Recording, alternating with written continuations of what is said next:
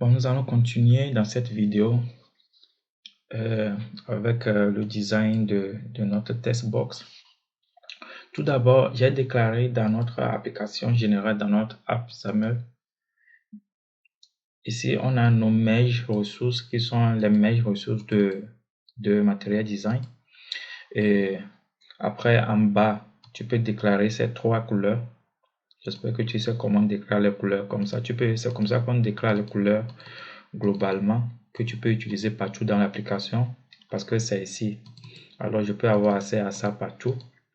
Alors, tu déclares ces trois couleurs et c'est fini avec ici. Et dans la classe ici, j'ai ajouté les contenus et avec leur style.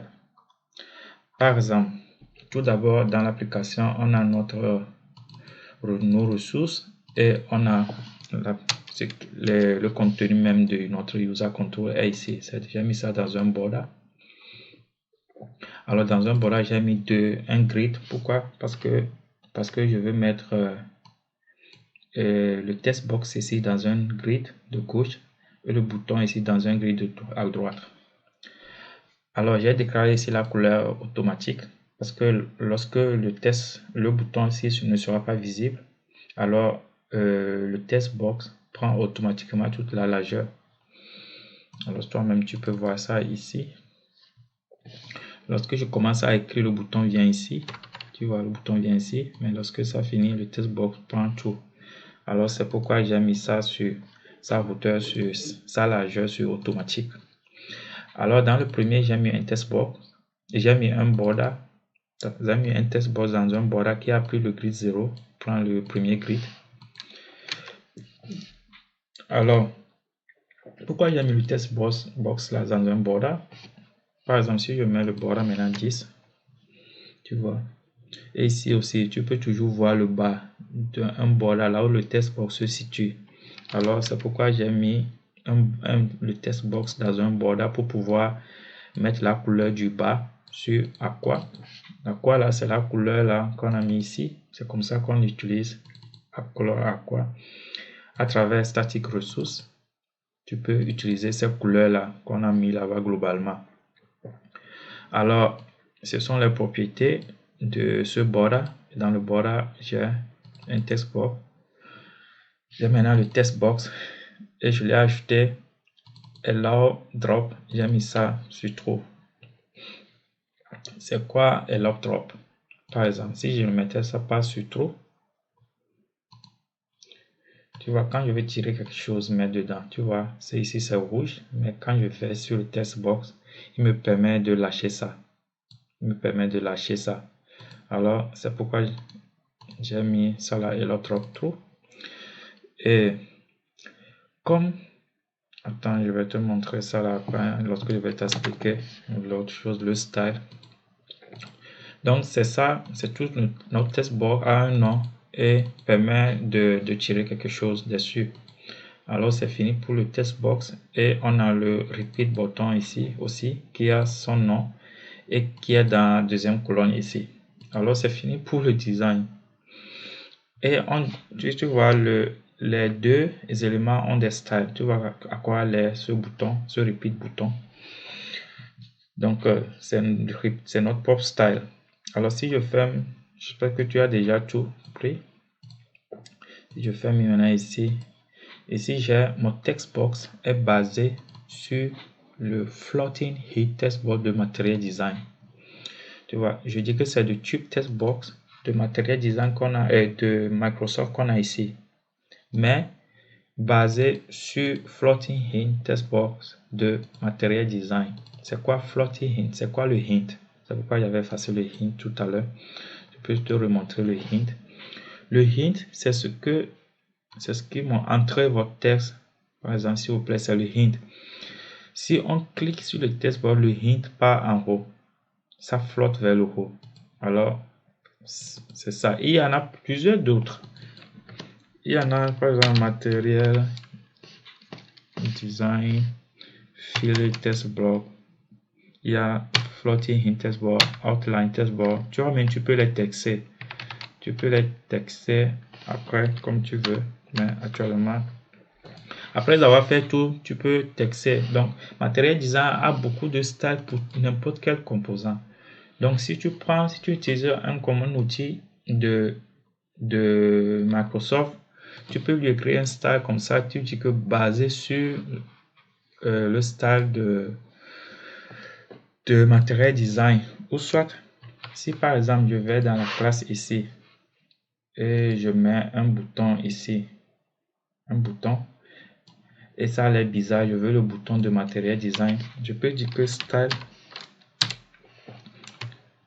static resource, et tu vois, il me montre tous les boutons de Material Design.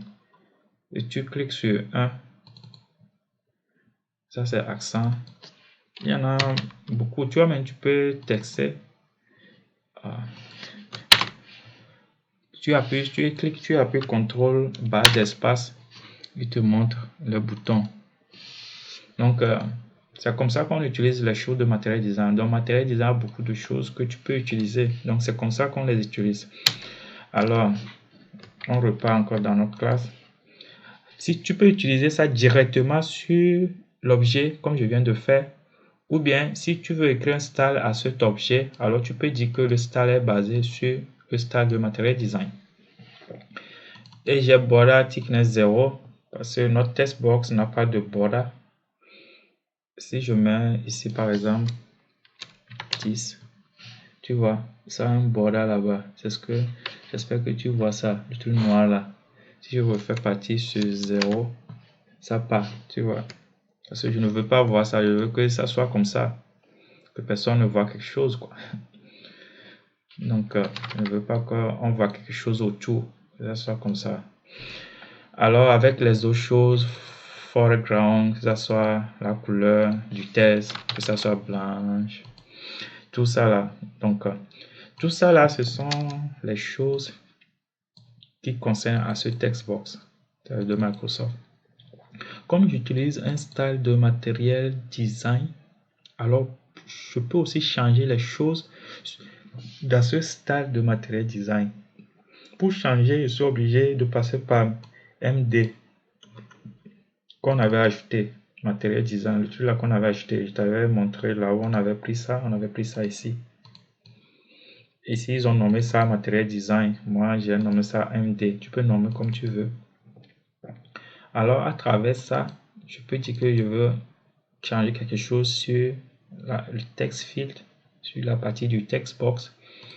Et hasclick bouton, je dis false. Pourquoi? Parce que si je démarre l'application,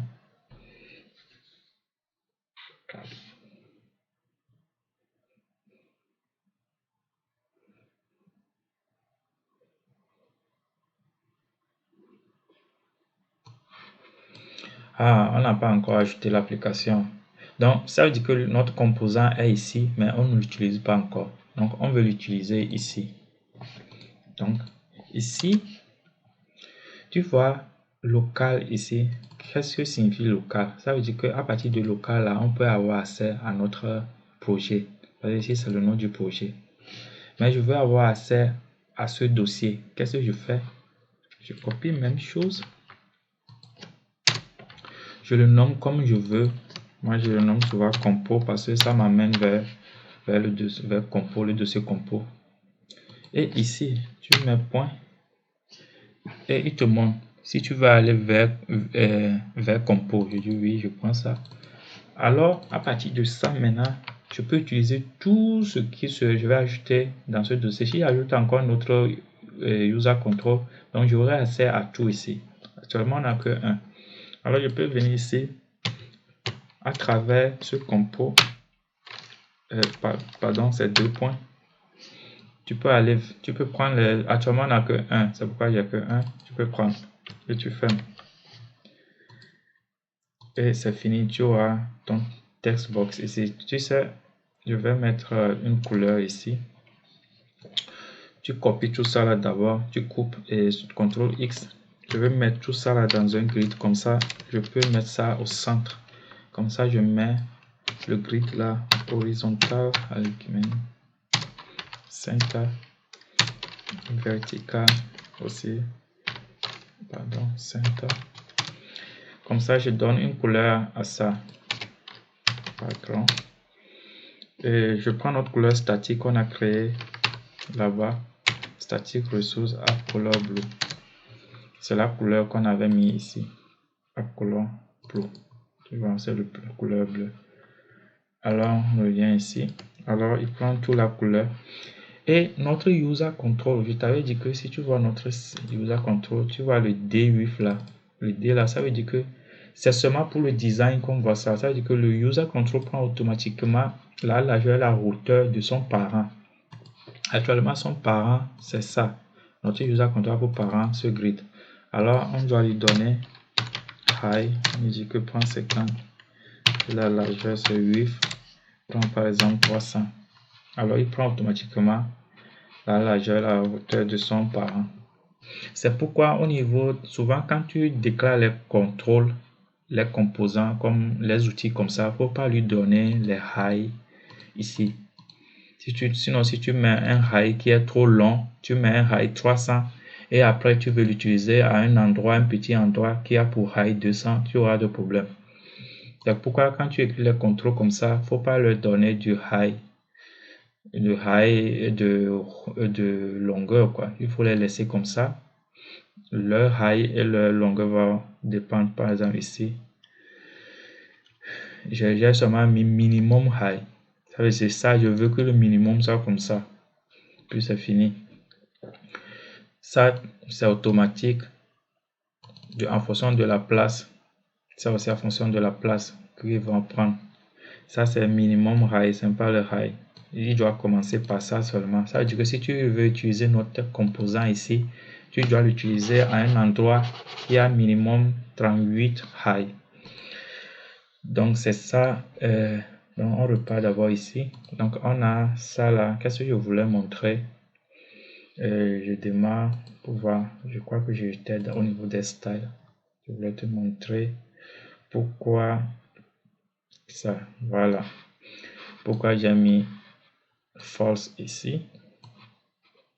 Non. Non, ne te fais pas comme ça. Ça.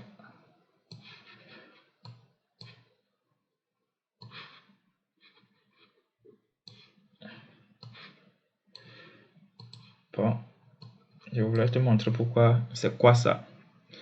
Pour les matériels design, les testboards de matériel design ont quelque chose qu'on appelle clé bouton, comme ce que je suis en train de créer ici. Si je mets ici true, tu vas voir que lorsque je vais commencer à écrire, quand j'augmente le font size de notre testboard, comme ça tu peux bien voir le truc. Font size. Ça, on va faire partie ça après parce que ça n'a pas besoin de font size. J'espère que tu vois le truc là qui est là-bas là. Quand je clique sur ça, qui est à côté de notre bouton là, quand je commence à écrire, il y a un truc qui sort.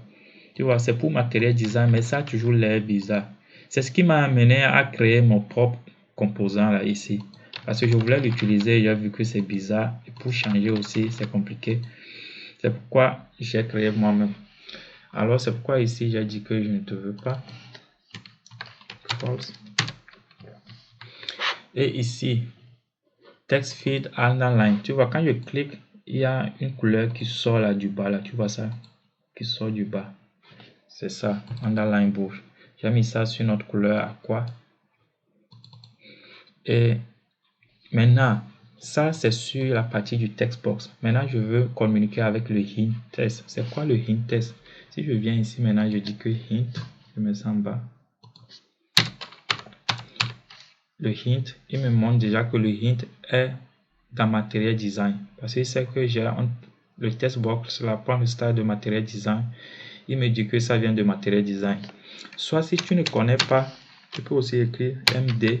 Ça veut dire que notre MD qu'on a en haut ici, tu t'es dit qu'à travers ce MD, comme ici, tu peux avoir accès aux choses. MD 2 points. Alors, hinted axis. Et j'ai beaucoup de choses dans ce hinted axis. Ça concerne seulement le hint test. Je veux le hint. Le hint, c'est quoi?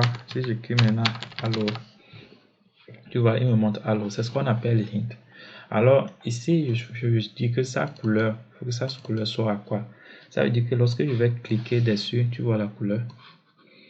La couleur est à quoi? Attends, j'augmente un peu le high ici. Je prends 70. Et ici, je mets le font size. Parce que le font size dépend aussi de la hauteur de l'élément. Donc je mets 22 pour voir. Tu vois. Maintenant, quand je clique, tu vois, ça prend la couleur aussi à quoi? Quand c'est actif, ça prend la couleur à quoi? Alors, c'est ce que je fais ici là. Intense foreground aussi à quoi? Alors, on a fini avec le text box. Dans la prochaine vidéo, nous allons continuer avec le style de ce bouton et pourquoi ce n'est pas visible si, comme ici. Ici, nous allons écrire un converter pour ça. Que ça part, c'est un converter. Je ne sais pas si tu as une fois utilisé converter. Bon, dans la prochaine vidéo, nous allons continuer avec comment est-ce que j'ai donné le style à ce bouton. À tout à l'heure.